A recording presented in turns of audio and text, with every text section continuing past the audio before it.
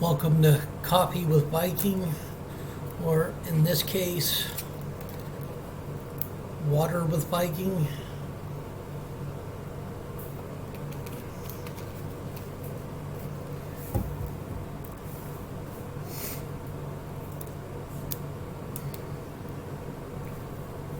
Seven Seals of Doom.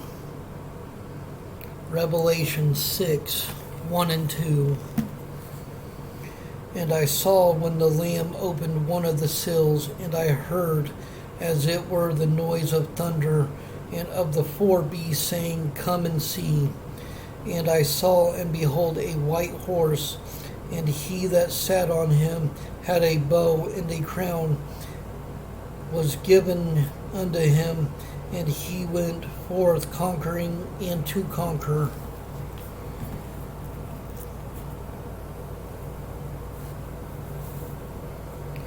After taking divine dictation for the seven letters, John is ushered in spirit to God's heavenly throne room to see what must happen.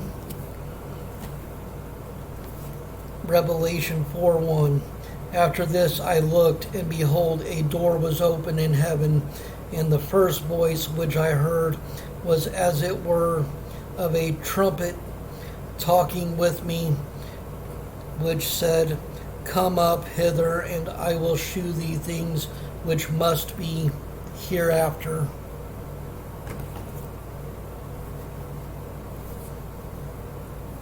God glimmers in a spray of light that resembles the colors of precious jewels, while celestial beings worship him. Joining in the worship are 24 elders, honored with their own thrones, surrounding God's throne. It's unclear who these double dozen are. Some Bible experts say they are saintly human souls, such as the 12 apostles, with 12 Old Testament patriarchs, or perhaps 24 representatives of Israel's priesthood. Temple worship involved 24 rotating teams of priests. Others speculate that the elders are heavenly beings, partly because Revelation seems to refer to the elders and the saints as two separate groups. God holds a scroll that's bound close with seven seals. In all of heaven and earth, only one person is worthy of breaking the seals for God the Father. It's God's Son. John describes him with coded language that Jewish Christians would recognize. The Lion of the tribe of Judah, or as we call it, the Lion of Judah, the heir to David's throne. Revelation 5:5. And one of the elders saith unto me, Weep not, behold, the Lion of the tribe of Judah, the root of David, hath prevailed to open the book and to loose the seven seals thereof.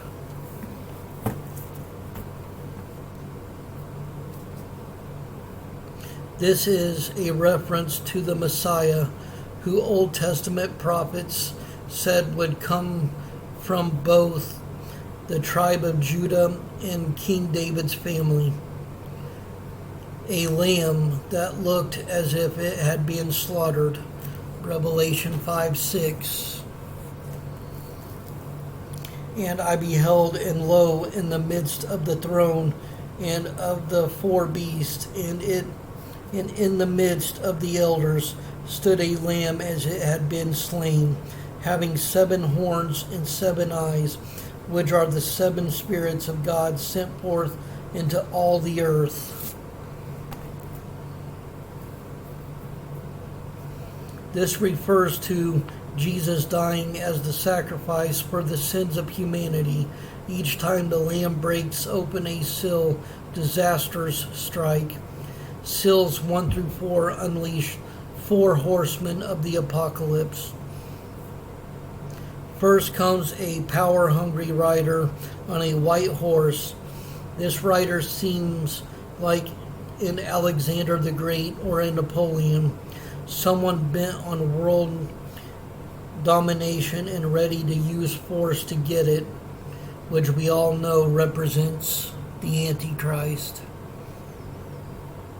Second comes a war-hungry rider on a red horse. Third comes a rider on a black horse bringing famine. And last comes a rider on a gray horse. This rider's name is Death. And all of these represent the Antichrist in his rise to power, which will start with promises of love, of peace, of harmony. But all that will be broken. A war will be made on the Christians, and we know this, for God has told us in his word. This will lead to famines, wars, rumors of war. But all of this, it must happen to lead up to the second coming of the sacrificial lamb, Jesus Christ. This rider and his accomplice, Hades, a symbol for the destination of those who die, are authorized to kill a fourth of the world's population by using violence, famine, plagues, and wild animals. All four of these scenarios play out in John's century. Some scholars say Romans control much of the civilized world. Yet persistent rebellion, along with recurring famines and outbreaks of disease, keep the Romans grappling to maintain control of their Mediterranean empire. Sil 5 reveals a group of martyrs in heaven asking when God will avenge their deaths, and we know that these are the Christians that were slain during that time, during the 7-year tribulation. Each martyr gets a white robe and is told to wait a little longer. That judgment day is coming. Off and on, depending on the emperor of the moment, the Romans continue to persecute and kill Christians for practicing their outlawed religion, while animals in Rome's Colosseum will eat Bishop Ignatius in AD 110. On his way to Rome, the bishop writes a letter about what he is facing: fire and cross and battles with wild beasts. Let these come upon me, only let me reach Jesus. The sixth seal rocks civilization back to the Stone Age, sending even top rulers running for cover to caves. A massive quake shakes the planet. Stars crash to the ground. Mountains collapse. Islands sink. The sun goes dark, and the moon shines red. These images are from Old Testament prophecies about what Judgment Day will be like for sinners. Only one of many examples. The earth quakes, the sun and moon grow dark, and the stars no longer shine. And that is found in Joel 2:10. Whether these images are literal or figurative is anyone's guess, but many say they're probably metaphors of disaster, since the apocalyptic style of writing dishes out heavy doses of symbolism. Before the last seal is open, angels wait at the four corners of the earth and hold back the winds of disaster. They are told to wait until the servants of God are marked. 144,000 of them, 12,000 from each of the 12 original tribes of Israel. Scholars debate about Scholars debate what 144,000 symbolizes. Among the many guesses, martyrs from all times, Christians who will become martyrs during some future persecution. All the Jewish Christians are all true believers, representing the new Israel. Seal 7 silences heaven. It's the calm before the storm, the moment of awe before God unleashes the full force of his judgment on sin. One by one, 7 angels blow trumpets that release fresh waves of disaster. Hell and fire destroy a third of Earth's plant life. A fiery mountain thrown into the sea destroys a third of the ocean life. A star falls, poisoning a third of the fresh water. A third of the stars lose their glow. Another star falls, opening a deep tunnel in the earth and releasing deadly creatures. Angels of death kill a third of the world's remaining people.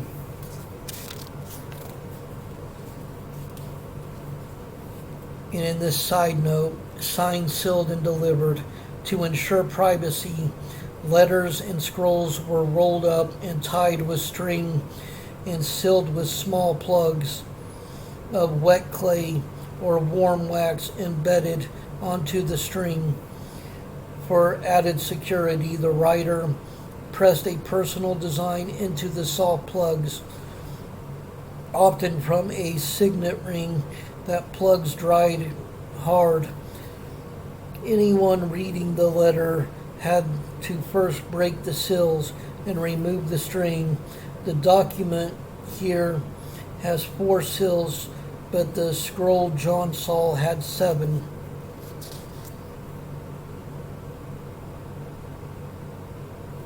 And this is a picture of the document that they're showing.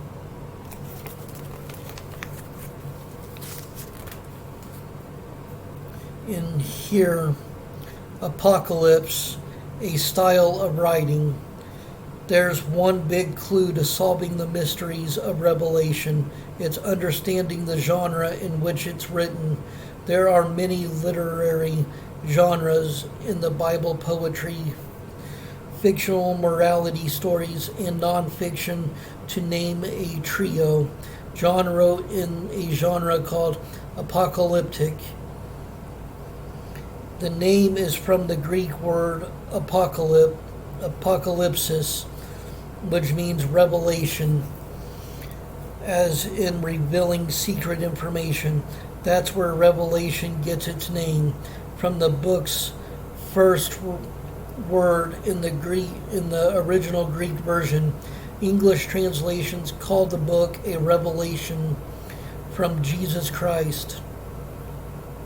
Apocalyptic lit usually points to the end times, paints bizarre words, pictures, and uses code words, often to hide its message from hostile outsiders, that because the message often delivers bad news about the outsiders who might retaliate if they knew what was being said about them. So the coded message is a way of protecting the message, and the messenger is often written during a time of oppression when coded messages are necessary. Often pits the forces of good against forces of evil, such as God against Satan. Shows the good guys winning, at least in the Bible's apocalyptic writings, but they win only after good people suffer through hard times. Besides Revelation, there are 2 other Bible books with a heavy dose of apocalyptic messages. One is Ezekiel, written when the prophet Ezekiel was exiled in what is now Iraq.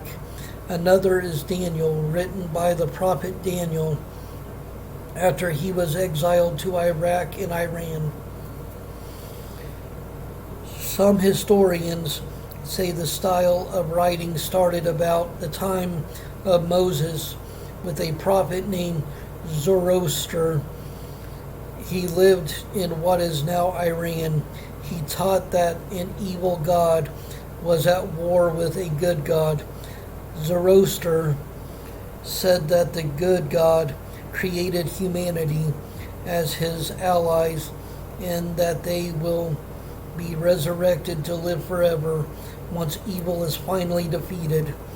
However, the style began. Several Bible writers embraced the genre and used it to give their readers hope in tough times. And in this side note, Satan's Throne.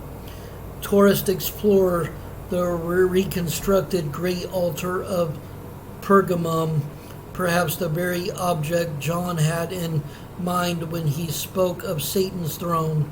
In John's day, archaeologists say people came here to sacrifice animals to pagan gods such as Zeus and Athena.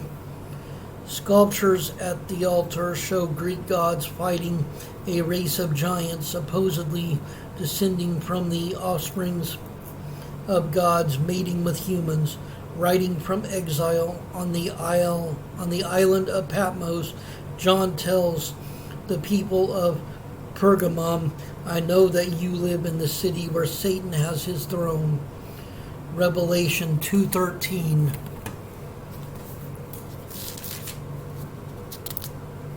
Revelation 2:13, "I know thy works and where thou dwellest, even where Satan's seat is, and thou holdest fast my name, and hast not denied my faith, even in those days wherein Antipas was my faithful martyr, and was slain among you, where Satan dwelleth."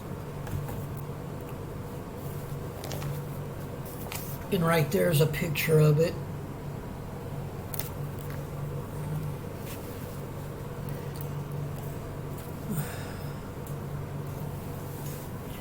Stay blessed, stay caffeinated. Much love.